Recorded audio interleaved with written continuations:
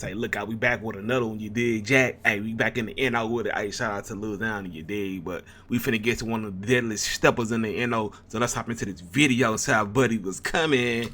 And today we're breaking down the shocking and brutal story behind why he's serving a life sentence. Oh yeah, Buddy out of there. Jamel Mal Smith came up in the Calliope projects in New Orleans. Like a lot of projects, Calliope was built for working families who wanted a cheap place to rent while they saved up enough cash to buy their own crib. Back in the day, it was a nice area full of musicians, teachers, and other working class people. But in the 80s, everything changed. When crack cocaine came to New Orleans, it turned a lot of neighborhoods into war zones. Drug dealers in the Calliope project started fighting over territory, and bodies were dropping in the street.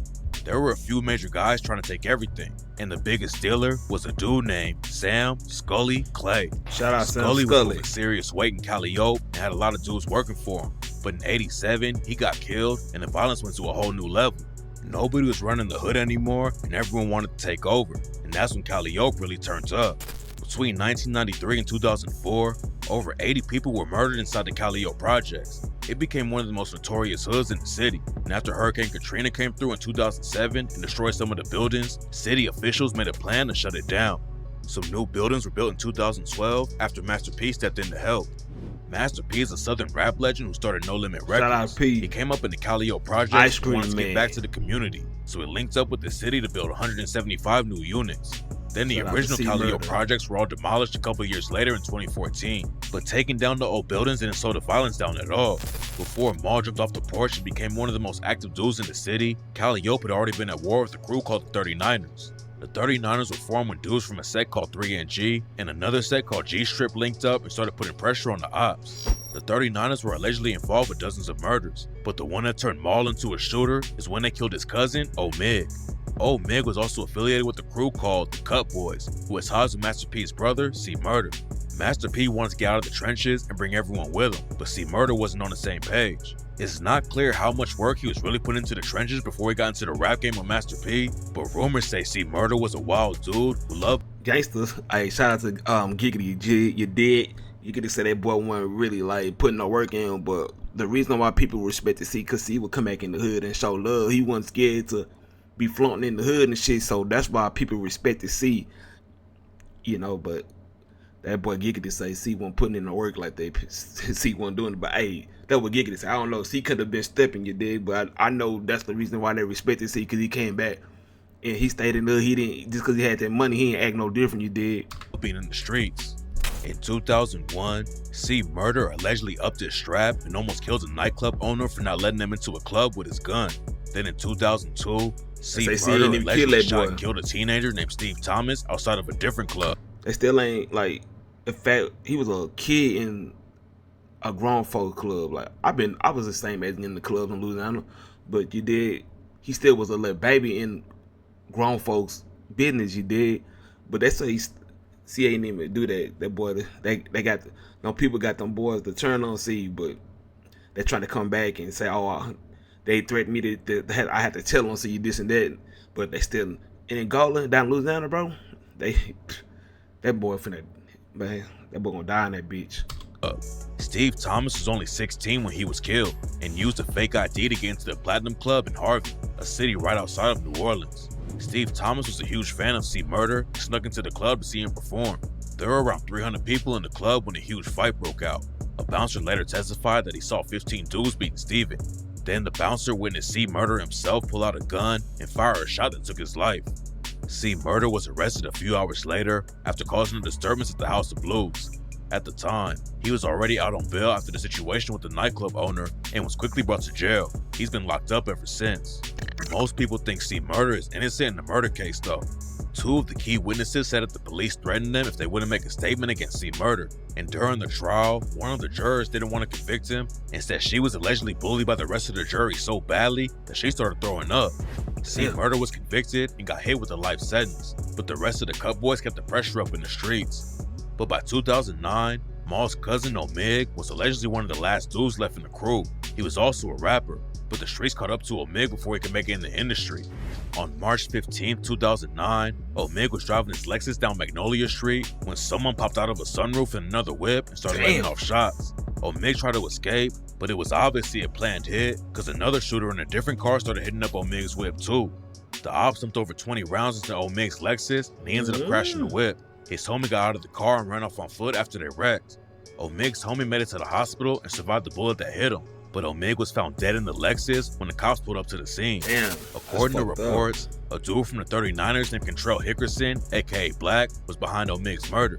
He didn't go down for the case, but the cops hit him and 20 other alleged affiliates with a huge indictment back in 2013 and accused Black of being one of the major shot callers. During Black's case, his homies T-Bone and Big Wash both flipped and started working with the cops. T-Bone told him Black was involved with at least 2 different murders, and Big Wash said that Black started getting power in 3 and G back in 2002 after he allegedly killed a dude from the Calio projects named Alexis Slam Williams. Black ended up getting hit with a 100-year sentence, but Omig's cousin Maul wanted to get it back in blood. After Omig was killed, his cousin Maul allegedly started sliding on the 39ers and killed a dude named AP. The 39ers didn't wait long to clap back though, and in 2010, they caught Maul and almost took him out. In 2010, Maul and his homie Lester were driving down the street when a minivan pulled up on them and someone started letting off shots. Lester caught a bullet in the head and tragically didn't make it out alive, but Maul got hit and was able to recover. 5 39ers were booked for the shooting, including one of the most notorious killers in New Orleans history, Gregory Rabbit Stewart. And to understand how lucky Maul was to make it out of the situation alive, we gotta break down just how violent Rabbit was. Rabbit had a wild come up in the streets and saw his first murder when he was just 4 years old. Damn. Then when he was in 6th grade, one of his homies got shot and died right in front of him. He hopped off the porch early and some OGs in the neighborhood taught him how to go on hits. Damn. Rabbit joined the 39ers and caught his first body when he was just 16 years old and killed a dude named Calvin Brumfield. Calvin Brumfield was the first person Rabbit killed, but a couple of years later, he went on a crazy killing spree that shook up the whole city. In February 2010, Rabbit murdered a dude named Kendall Faveberg, who was allegedly affiliated with the crew called the Press Park Gang. Press Park had shot and paralyzed Rabbit's homie Percy, so Rabbit slid on Kendall Faveberg and killed him as get back. Then just a couple months later, Rabbit murdered Quelton Broussard. Quelton and his homies had beef with the 39ers and killed Terrence Butler right in front of an OG 39er named Merle Lofray and another affiliate named Daryl Franklin. The 3 of them were at Butler's mom's house when Quelton Broussard and his homies rode through and started letting off shots. After they killed Butler, Quelton Broussard and the other shooters drove off, and that's when Rabbit, Daryl Franklin, and Merle Lofray loaded up their guns and hopped in their own whip. They chased Quelton down and lit up his car almost 50 times. Damn. Then 1 month after he killed Quelton Broussard, Rabbit and his homie Pound murdered a dude named Rayshawn Jones. Rayshawn Jones allegedly repped a crew beefing with the 39ers called Ride or Die, and that's why Rabbit took him out. Rabbit had already been involved with 3 murders that year, but he wasn't finished yet. Just 8 days after Rayshawn Jones was killed, Rabbit and his homies killed Lester Green and almost got mauled too. Rabbit ended up flipping on the 39ers and told the cops everything about the murders he was involved with. Rabbit said that he went to high school with Maul, and the 39ers had beef with him because Maul allegedly killed AP. Rabbit and some homies had gone to the courthouse, and Rabbit spotted Maul getting out of the car. He told his homie Nelly to hold Maul so he wouldn't leave. Then Rabbit left to get some guns and spin back around. Nelly chopped it up with Maul started up the courthouse while he waited for Rabbit and other dudes to get back. Rabbit knew that if Maul spotted him, he would have known something was up, so he stayed down in the van when they pulled back up to the courthouse. Nelly hopped back in, and then the whole crew waited down the street while Maul was in the courthouse. Damn. When Maul's ride showed up, they drove right past Rabbit and arrested the 39ers. There were cops all around because the courthouse was right there. That's stupid. Rabbit told the guys, man, fuck it, man, we about to just make history. We about to pull this off. They pulled up next to Maul and Lester's whip, and Rabbit's homies Rat and Red hopped out and tried to shoot. Their guns were on safety though, and weren't firing at first. There was a woman in the car with Maul and Lester, but she was able to run away while the 39ers were trying to get their guns to work.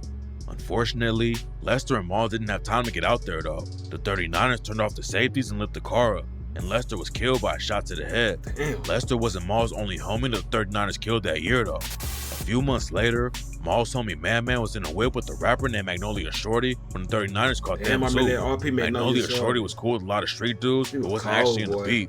But that didn't stop the 39ers from killing her. Man was allegedly putting all kinds of pressure on the ops though. He was tied with a New Orleans rapper named Soulja Slim. Soulja Slim grew up in the Magnolia Projects, which also had a reputation for being one of the wildest hoods in New Orleans. Soulja Slim had a pretty wild come up and dropped out of high school in 11th grade to start selling heroin.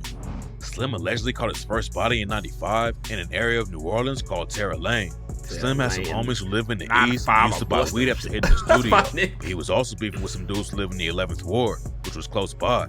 One day when he was in Terra Lane, Slim spotted someone who was cool with the ops. He started getting paranoid and thought the dude might give up his location, so Soldier Slim decided to take him out before he got a chance. Damn. Slim even talked about the situation on the Jacket. song My Jacket, where he raps, "You busted stacking from round me with all that junk claiming. 95, I ran on Terra Lane and bust the brain in. Smoking blunts and snorting cane with my girl Big Reek. Hey, that was shit. Thought niggas trying to kill me. You feel me?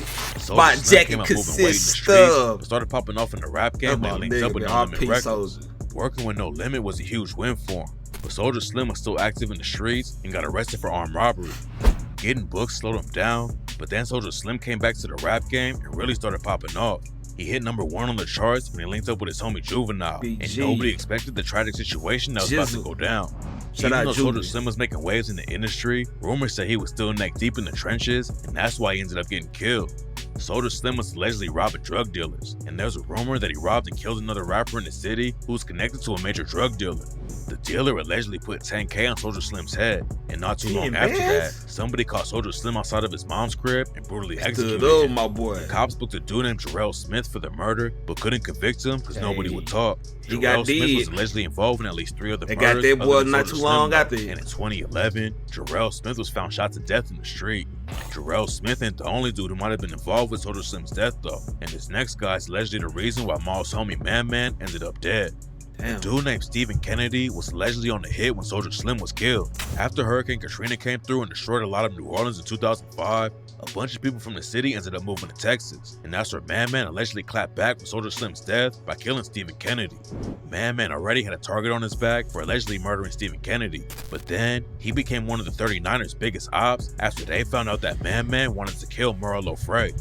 Merle Lofray was the biggest shot caller in the crew, and he knew that Man wanted to kill him, so Merle sent Rabbit and 4 of the goons to handle the situation. Man had just come home after being locked up. At the time, the 39ers ran a club called Sports View, and one night, Rabbit and his crew spotted Man there.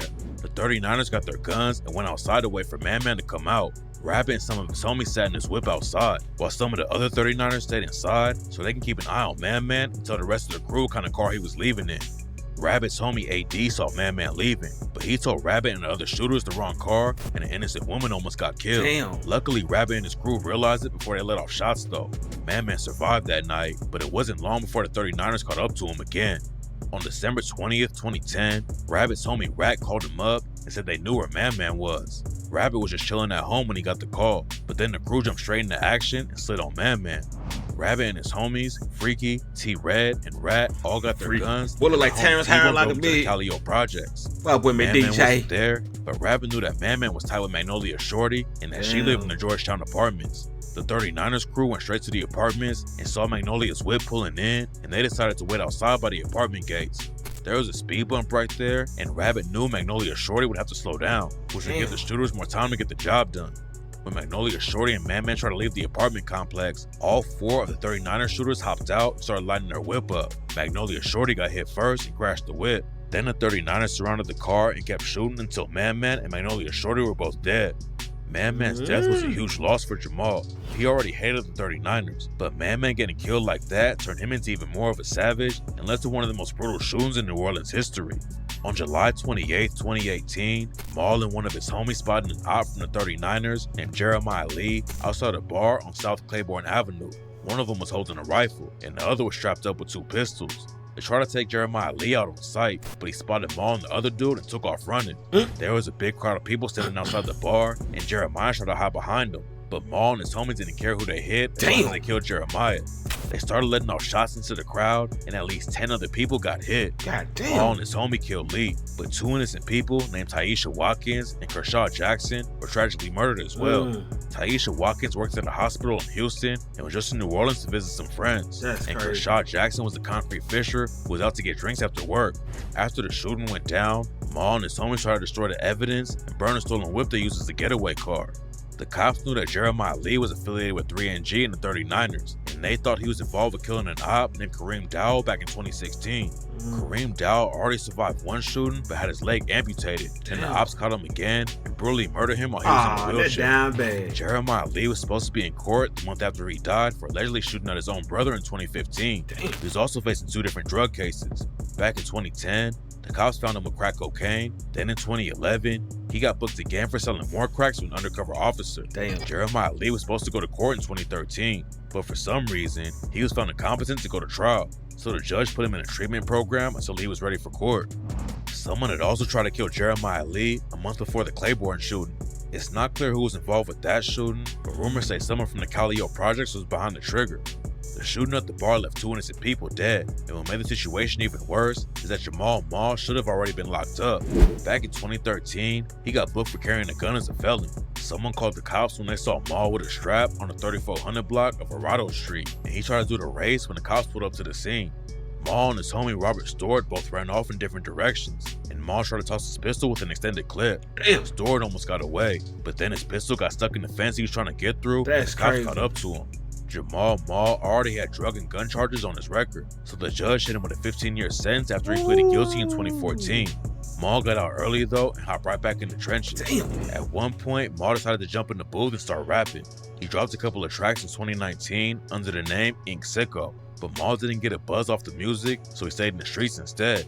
It took a couple of years before the cops made any arrests for the Claiborne shooting, but in 2021, they officially charged Mall with 3 counts of second-degree murder and 7 counts of attempted second-degree murder.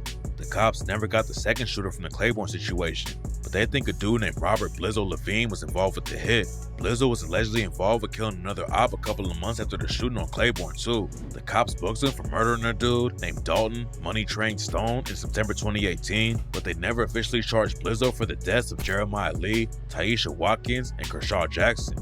Jamal Mall was already locked up on gun charges when he got hit with the murder case. In 2023, he pleaded guilty to possession of marijuana, possession of a firearm in furtherance of a drug trafficking crime, and possession of a firearm by a felon. Coming up in a place like the Calio projects gave him a lot of options, and unfortunately, Jamal Mall got sucked into the trenches just like everyone around him. And after he started losing friends to the beef with the 39ers, Mall picked up a gun and tragically left 2 innocent people dead in the street, and now he's serving life in prison. Jamal down bad. That nigga's finna spend the rest of his whole life in that bitch, man. That's a bad feeling, Jack. But make sure y'all get up in the comments, like the video, subscribe to the channel. Appreciate the love. Damn, that's crazy.